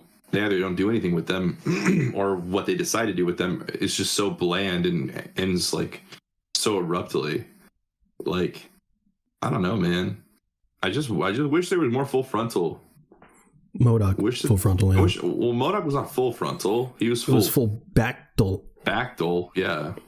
God, I love his little glazed buns. Candy ass. Yeah, his candy ass. Literally, it probably tastes like sour apples. All right, should we talk about the VFX? Yes, they were solid, this movie. I don't know when people are like saying like, oh my god, like, you know, they're trash. I'm like, no, they're average. They're decent. They're okay. The one part that was really kind of like wonky to me was when Cassie first shrunk down in the first act, and she was running. And she's like running. I was like, so fucking weird. It looked so weird. Dude, that shot. No, that had to have been like a reshoot, because I remember. I know we've talked about this. Do you guys remember when the VFX like gate like everyone's mistreating VFX artists came out? Yeah. And some VFX artists were explaining like the Black Panther 2 end fight and how it looked like a PS2 like cutscene, like terrible pre-rendered cutscene. they explain it by saying, like, when they do reshoots, sometimes they do reshoots without the director or without the cinematographer. So you break the entire visual language of the film because VFX artists don't know how to compose shots usually. I think that was probably the case there, or at the very least, maybe an instance of like sometimes actually they will have VFX artists before they get the directors and cinematographers. I hear this is something that they do sometimes. They'll composite in VFX, will map up the whole movie, and then bring some talent on board to manage. I don't know how true that is. But like that instance was just so like, this is just unfinished. Like, you know what I mean? But I will say, for a world that is like all VFX, for the quantum realm, I think it's visually interesting. Yeah, it could have been way worse. Like there was that running bit, and there was even a couple points where they came out of being small, and I thought looked pretty weird. But other than that, I can't think of anything that looked bad. I just don't like the airbrushing on MODOK's face. I think it comes down to the same. It reminds me of the CGI of like Tony's head floating in his helmet. Like it's the same thing. Oh, to me, like Infinity War and stuff like that. Infinity War and Avengers 1 and stuff like that. It just seems like it's just like, obviously it's gonna look weird. It's MODOK. The head, the proportions are just fucked. You know what I mean? But it's so funny. It is so funny. But it just seemed very airbrushed and stuff. And because his face is so big and it takes up so much of the screen, it's kind of hard not to scrutinize, you know? Yeah, it like with MODOK, I think like I'm not like really like worried about like how he looks, because like, you know, it's MODOK. Like he's obviously to be goofy. Oh, you know what? There was one scene where Janet is touching that stingray thing, and it looks like her hand is like floating and like touching nothing. There was that too. Yes. Okay, yeah. It's the tracking. It seems with like tracking that I think suffer, but it's like, I mean, you got to think about the man hours that went into sculpting these things.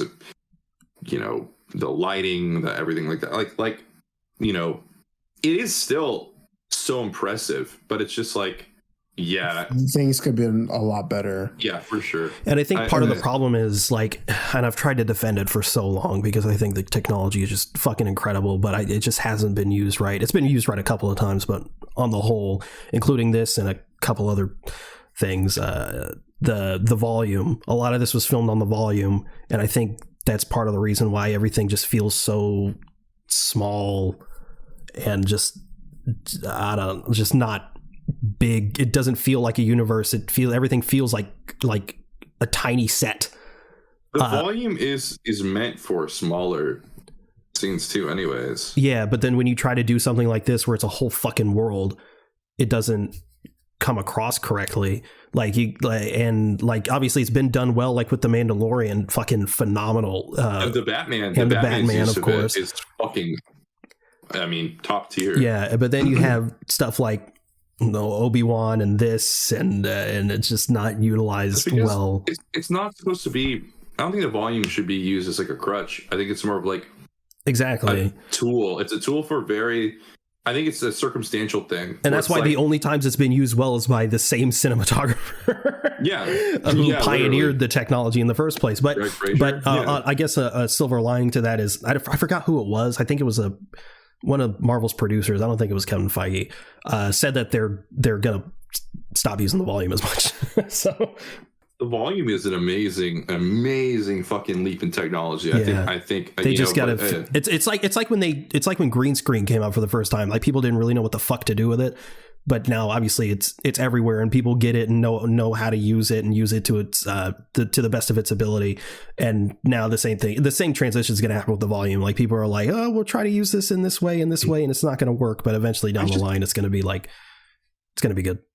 I don't think Marvel really gives a lot of thought to who they hire for their cinematography a lot of the time. I think they're starting to more, but not generally. That is something that is so fucking important, and entering now the public conscience more with things like Batman, things like Mando, things like, you know, I mean, Greg Fraser is just a fucking beast, you know.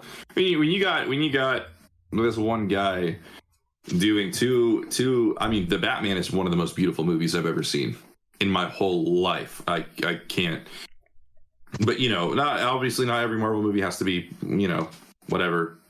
But Yeah, they should really think more about the talent they hire for cinematography, because it's your visual language of your whole movie, and it's gonna influence how VFX works out. It's gonna influence this. The VFX artists are doing their job. They're building assets and they're building scenes, but like, you're the one guiding our view of these worlds and these assets and these things. So it's like, if our view of these, if there should maybe be probably an optimal viewing angle that we're not getting, that needs to be considered. There's a science to it, you know?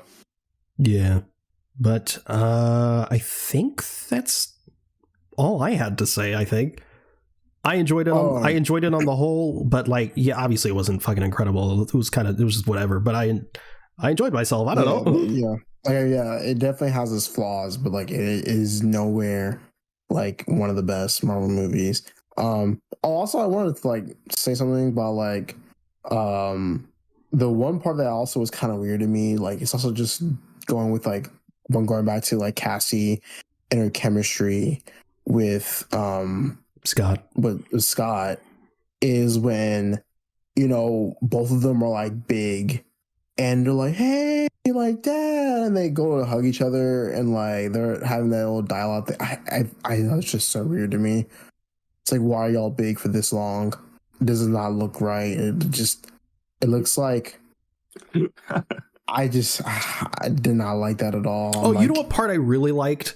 It's kind of just whatever part of the movie. Well, not whatever, because I guess technically it's set up. But at the end of the movie, where it's mirroring the first part of the movie with Scott doing the voiceover, and he's like, "We beat the bad guy." Did we beat the bad guy? He's like, wait, we did beat him, right? Like we trapped him in the quantum realm. He got sucked into the thing. We're fine, right?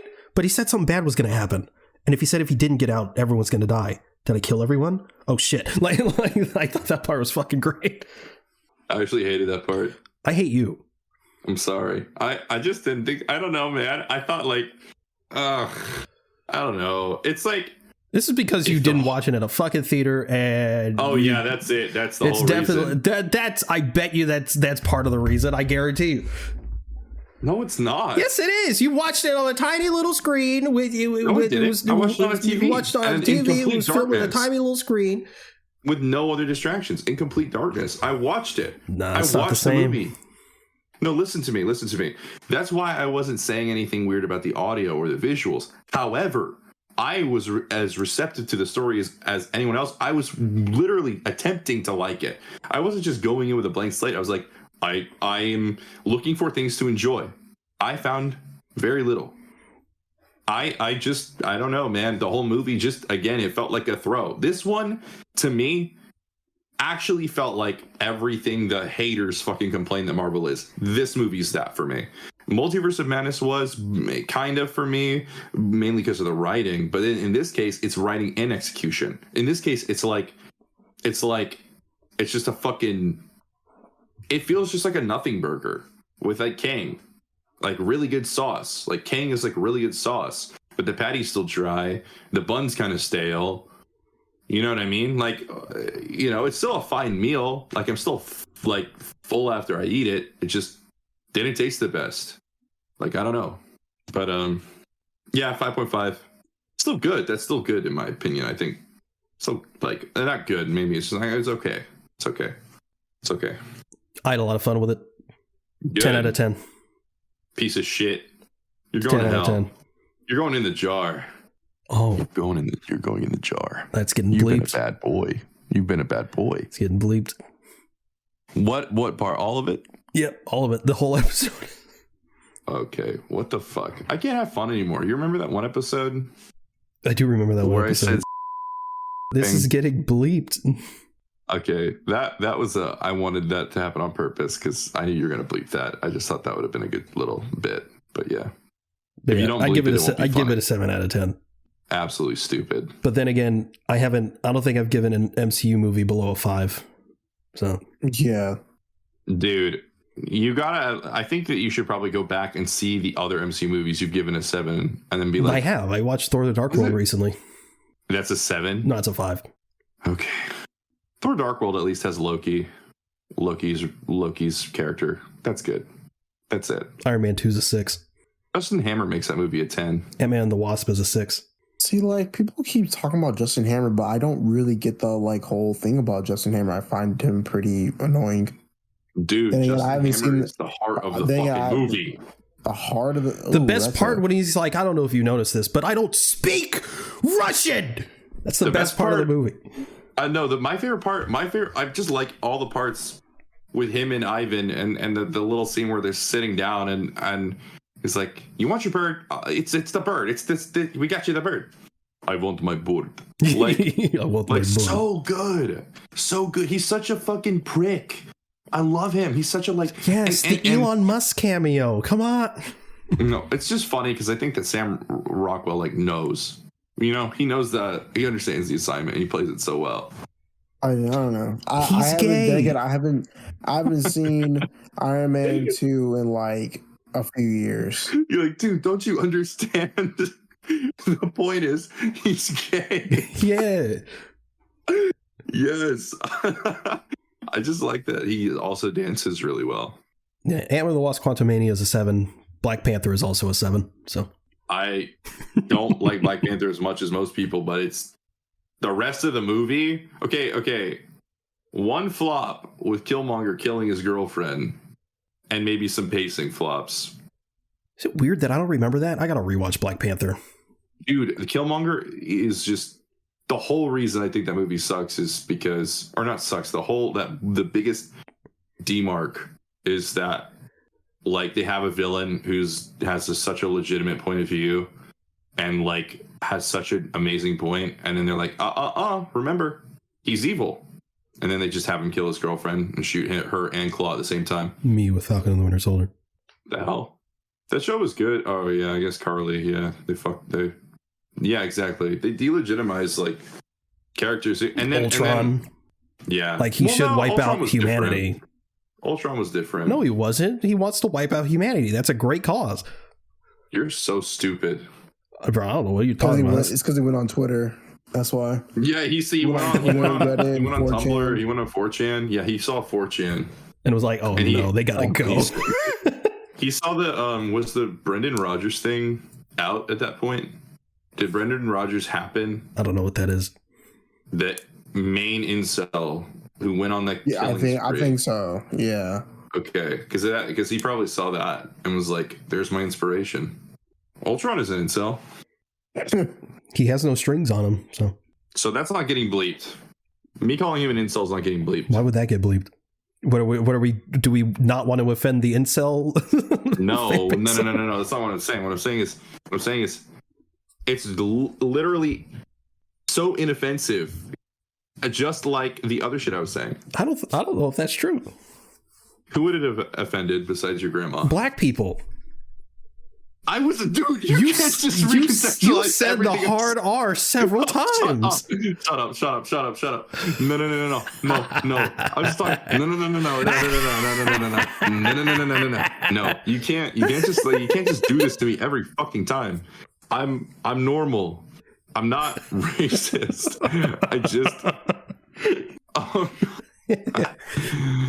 I do hate British people and French people though. Yeah, that's fine. Okay, good. But yeah, is that the show? That's the hoe. That is the hoe. That's getting bleeped. Well, that's not even that derogatory. I'm just kidding. But okay, yeah, that's not even that much of a slur. It's not a slur at all. I can make it one. Oh God, I tried. You've already said too many slurs today, so shut the fuck up. You go to hell. Thank you everyone for listening to the Avengers Podcast. If you want to follow us, we're at Avengenerds on Twitter. That's AVENGE Nerds, all one word. If you want to follow any of us, you can reach me at @Zenith_ on Twitter. Where can they reach y'all? Don't worry, follow our social medias. Will, what's your Twitter? Yeah. Never mind that. No, what's your Twitter? No. What's your Twitter so all the British and French people can find you? Never mind that shit. What British and French people? We get 50 listens. Yeah, we got a couple from India. Okay, guess what? They're not British or French. They were occupied by the British. Yes, but that does not make them. Dude, you're talking like a colonizer. You're calling me racist. You're saying, okay, because they were occupied I'm just by the saying British, that I'm sure there's some British people left over. Yeah. What if those British two listeners? now? Because we're not. What if those two people in India are just leftover British colonizers? So you hate Street Fighter, you hate Marvel vs. Capcom, and you also hate Indian people. I mean, Capcom is the king of fighting games. Shut the hell up. No, it's not. Capcom. We gotta end the show. We gotta end the. Okay, Resident Evil is better than Mortal Kombat at the very least. Resident Evil. Yes. That doesn't make any sense. Yes, but you're right. But it's right. It's right. Capcom is better than WB Montreal or whatever. What does that have to do with Resident Evil? Capcom makes it. That's not a fighting game. Yes, it is. You fight zombies. Oh my God. We have a Discord if you'd like to join the conversation there. Those will be linked in the show notes. You can also check out our link tree for any additional links you may be interested in. You can also review the show in-app on Apple Podcasts. If you can leave 5 stars in a review, it would really help us out. Thanks again for listening. You can check out our card. You can check out our card. Thanks again for listening to the Adventures Podcast. We'll see you next week, maybe.